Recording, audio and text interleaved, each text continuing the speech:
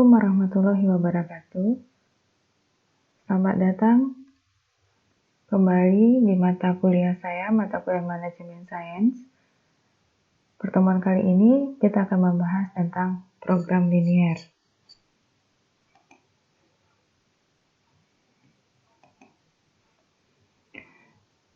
Tentu, pertama-tama kita harus mengetahui dulu apa pengertian dari program linier. Linier maksudnya adalah seluruh fungsi persamaan atau pertidaksamaan matematis yang disajikan dari permasalahan ini haruslah bersifat linier. Jadi, permasalahan yang akan disajikan dalam program linier ini bersifat linier. Contoh bersifat linier itu, misalkan variabel X, variabel Y, variabel Z. Contoh yang bersifat bukan linier adalah persamaan kuadrat, atau variabel kuadrat, variabel pangkat 3, contohnya X pangkat 3, kalau variabel kuadrat contohnya X kuadrat, Y kuadrat. Sedangkan untuk yang linier tidak ada berpangkat. Kemudian pengertian program di sini sinonimnya adalah untuk model perencanaan. Sehingga yang dimaksud dengan program linier adalah suatu cara atau teknik aplikasi matematika dalam menemukan suatu solusi yang menjadi dasar pengambilan keputusan terhadap masalah yang bersifat linier. Berikut adalah tahapan program linier. Pertama, kita harus mengidentifikasi masalah yang ada. Kemudian, dibuatkan formulasi model matematikanya. Berikutnya adalah teknik matematika. Formulasi model program linier terdiri dari variabel keputusan, fungsi tujuan, fungsi kendala, batasan variabel. Variabel keputusan merupakan simbol matematika yang menggambarkan banyak produk yang dihasilkan agar perusahaan dapat mencapai tujuan yang direncanakan. Variabel keputusan untuk menggambarkan banyak produk yang dihasilkan agar perusahaan dapat mencapai tujuan yang direncanakan.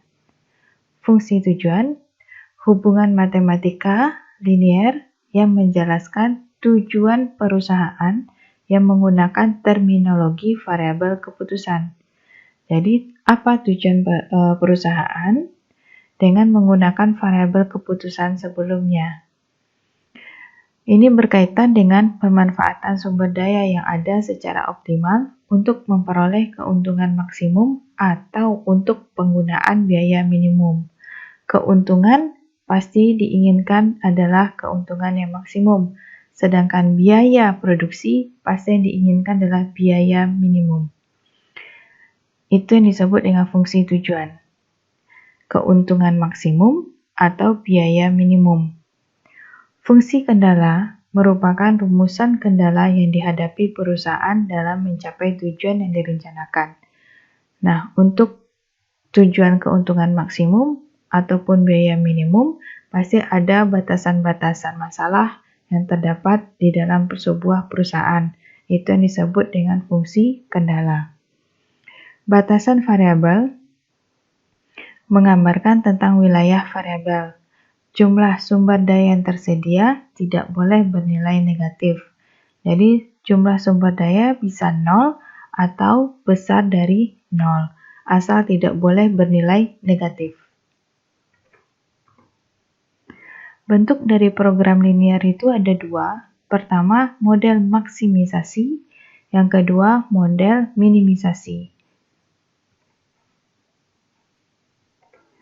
Model maksimisasi, kita ambil contoh 1. Sebuah perusahaan keramik akan memproduksi mangkok dan cangkir. Sumber daya utama pembuatannya adalah tanah liat dan tenaga kerja. Dengan keterbatasan tanah liat dan tenaga kerja, perusahaan ingin mengetahui berapa banyak mangkok dan cangkir yang harus dibuat untuk memaksimalkan keuntungan. Model maksimisasi adalah memaksimalkan keuntungan. Ini tabel identifikasi masalah dari soal sebelumnya. Di sini terlihat bahwa produknya ada mangkok dan cangkir. Tenaga kerjanya, ini jam kerja per unit. Untuk memproduksi mangkok dibutuhkan tenaga kerja 1 jam kerja per unit mangkok. Cangkir 2 jam kerja per unit mangkok. Tanah yang dibutuhkan untuk membuat mangkok sebesar 4 pon per unit. Sedangkan tanah untuk membuat cangkir sebanyak 3 pon per unit. Sedangkan laba kalau mangkok dijual itu Rp40 per unit. Untuk cangkir itu labanya Rp50 per unit. Kemudian ini adalah total tenaga kerja. Jadi total tenaga kerja jam kerja untuk tenaga kerja totalnya sebesar 40 jam kerja per unitnya. Kemudian tanah yang tersedia adalah 120 pon per unit. Jadi ini yang menjadi batasannya adalah yang tersedia jam kerja untuk si pekerja itu hanya 40 jam per unitnya, sedangkan tanah yang tersedia hanya 120 pon per unit. Kemudian kita lakukan penyelesaian.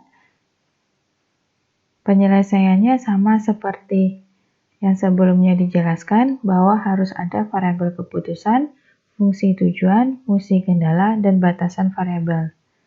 Sesuai dengan soal tadi, kita harus tentukan variabel keputusan. Variabel keputusannya itu adalah produk yang dihasilkan. Produk yang dihasilkan di sini adalah mangkok dan cangkir. Berarti di sini jumlah mangkok kita simbolkan dengan X1, jumlah cangkir kita simbolkan dengan X2. Kemudian fungsi tujuan. Fungsi tujuan adalah tujuan perusahaan. Di sini dari contoh, tujuan perusahaan adalah memaksimalkan keuntungan. Berarti fungsi tujuannya adalah memaksimalkan Z, keuntungannya. Keuntungan adalah jumlah produksi, jumlah yang akan produksi dikalikan dengan harga jualnya. Kita lihat di sini harga jual untuk satu unit mangkok itu sebesar Rp40, sedangkan harga jual untuk 1 unit cangkir sebesar Rp50. Sehingga fungsi tujuannya adalah memaksimalkan keuntungan Rp40 dikali jumlah mangkok yang diproduksi ditambah Rp50 kali jumlah cangkir yang diproduksi. Berikutnya adalah fungsi kendala. Fungsi kendala kita apa saja? Pertama adalah tenaga kerja, ya, jam kerja dari tenaga kerja, kemudian tanah, ya, kemudian mangkok, ya, mangkok jumlah yang diproduksi. Ingat jumlah yang diproduksi tidak boleh negatif. Berarti mangkok, jumlah mangkok, dan jumlah cangkir. Nah, kita lihat di sini jam kerjanya, ya, jam kerja. Untuk jam kerja kita lihat jam kerja di sini 1 unit mangkok dibutuhkan 1 jam kerja, ya. Kemudian untuk 1 unit cangkir dibutuhkan 2 jam kerja per unitnya. Berarti di sini untuk fungsi kendala jam kerja adalah 1 kali X1 ditambah 2X2. Ini harus kecil sama dengan 40, karena yang tersedia hanya 40 jam kerja per unit. Ya. Jadi di sini X1 ditambah 2X2 kecil sama dengan 40. Nah, begitu juga dengan tanah liat. Ya. Tanah liat itu adalah 4 kali X1 ditambah dengan 3 kali X2 harus kecil sama dengan 120 karena hanya tersedia 120 pon per unit. Ini dia. Kemudian mangkok, jumlah mangkok yang dihasilkan harus besar sama dengan 0. Jumlah cangkir yang dihasilkan harus besar sama dengan 0. Berikutnya adalah solusi matematika. Nah, solusi matematika ini pertama kita adalah mencari nilai variabel keputusan, yaitu jumlah X1 dan X2, atau jumlah mangkok dan jumlah cangkir yang harus kita hasilkan agar kita memperoleh keuntungan yang maksimal. Caranya adalah kita selesaikan kendala yang ada. Kendala kita di sini ada 2, ya, tadi 4, tapi kendala yang kita selesaikan 2. Di sini ada kendala pertama dan kendala kedua. Kendala pertama tadi berhubungan dengan jam kerja, sedangkan kendala kedua tadi berhubungan dengan tanah liat. Dengan melakukan substitusi eliminasi, ya, kita dapatkan nilai X2-nya kecil sama 8, nilai X1-nya kecil sama dengan 24. Nah, artinya apa? Untuk memperoleh keuntungan maksimum, mangkok yang harus kita buat itu sebanyak kecil sama 24. Dan cangkir yang dibuat harus kecil sama dengan 8. Sehingga keuntungannya adalah 1360. Jadi jumlah ini 24 kita substitusikan ke dalam persamaan dari keuntungan maksimal tadi. Kemudian 8 juga kita substitusi sehingga keuntungan maksimal yang diperoleh adalah sebesar Rp1.360 dengan jumlah mangkok yang harus diproduksi kecil sama 24 dan cangkir yang diproduksi harus kecil sama dengan 8 buah. Berarti kalau seandainya ini 0, tinggal disubstitusi, cangkirnya 8, nanti saudara akan mendapatkan berapa maksimal keuntungannya. Ya, ini jadi tinggal diganti-ganti saja. Namun nilai X1 atau jumlah mangkok tidak boleh lebih dari 24 dan jumlah cangkir juga tidak boleh lebih dari 8.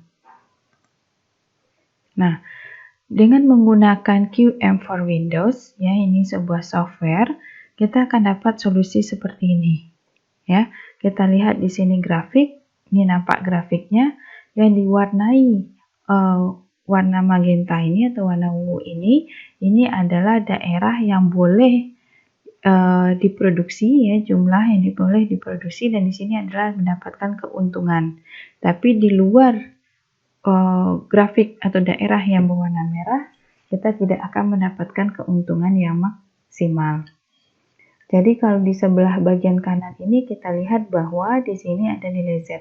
Ketika X1-nya 0, X2-nya 20, maka keuntungannya 1000. Sedangkan jika X1-nya 30, X2-nya 0, maka keuntungan 1200.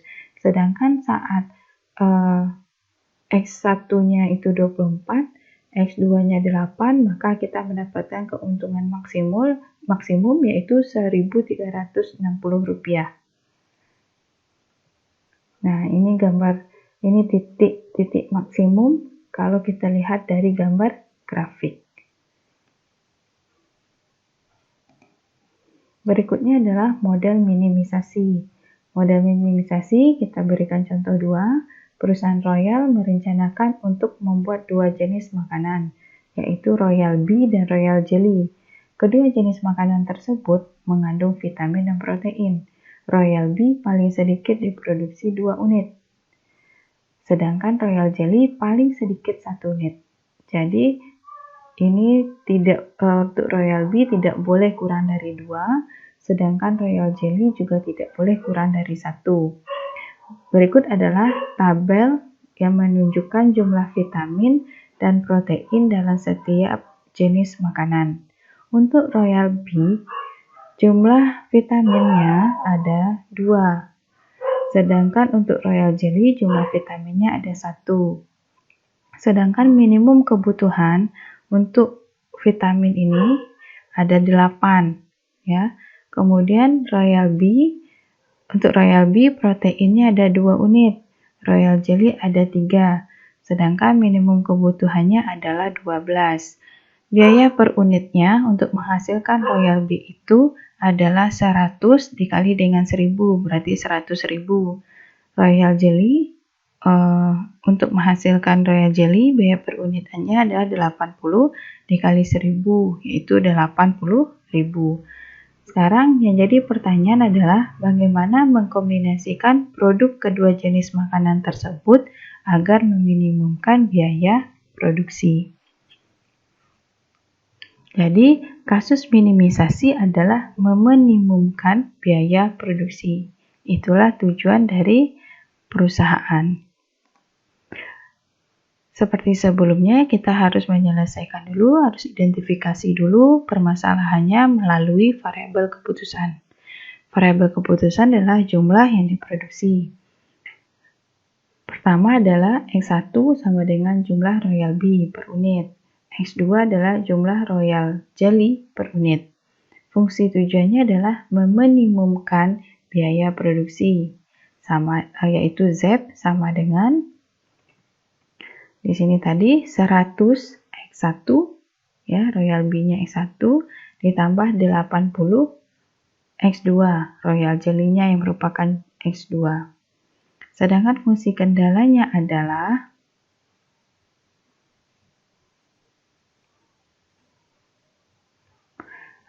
vitamin dan protein.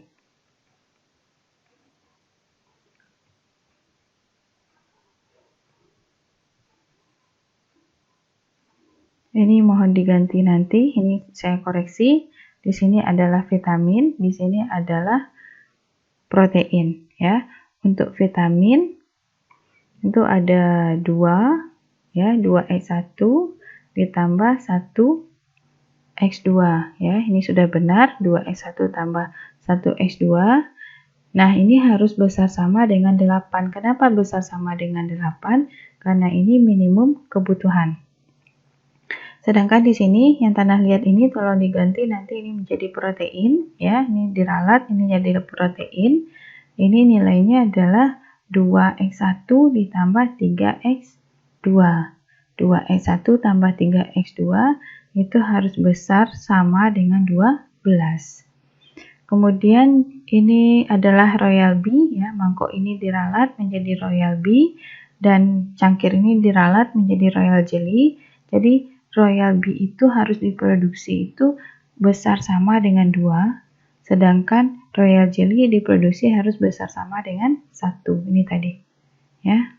Jadi royal bee paling sedikit produksi 2, artinya royal bee harus diproduksi besar dari atau besar sama dengan 2. Sedangkan royal jelly yang diproduksi adalah besar atau besar sama dengan 1 unit.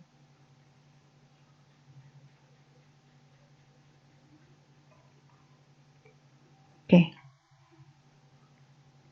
Berikutnya adalah saya langsung menggunakan software QM for Windows. Di sini dapat dilihat bahwa di grafik ini daerah yang diarsir inilah posisi untuk meminimumkan biaya produksi.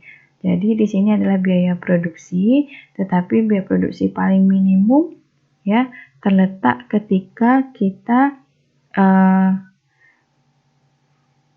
membuat royal tadi itu, royal bee itu sebanyak 3 unit, sedangkan royal jelly itu sebanyak 2 unit, sehingga biaya yang dikeluarkan paling sedikit yaitu 460 kali 1000 tadi, ya. Jadi 460.000. Kalau seandainya royal bee yang dihasilkan itu adalah 2, atau yang digunakan itu 2, sedangkan royal jelly-nya 4, maka biayanya menjadi 520.000. Sedangkan jika royal bee-nya 4,5 unit, royal jelly-nya 1 unit, biaya yang dikeluarkan itu adalah 530.000. Sehingga yang paling efektif, yang paling minimum biaya produksinya adalah 460.000 dengan membuat 3 unit royal bee dan 2 unit royal jelly.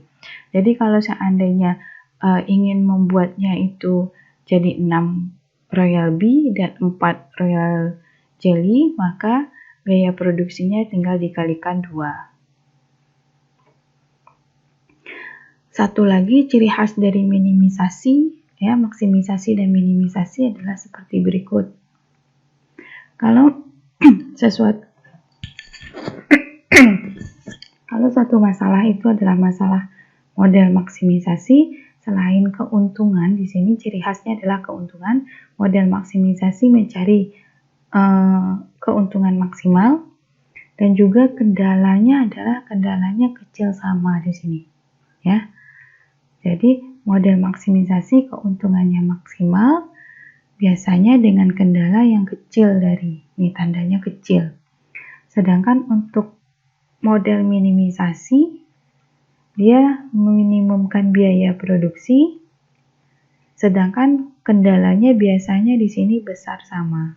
Ya, itu ciri-ciri dari masalah atau kasus maksimisasi dan minimisasi.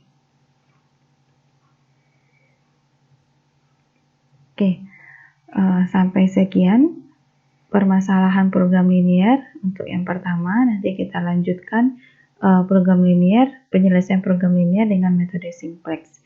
Terima kasih. Wassalamualaikum warahmatullahi wabarakatuh.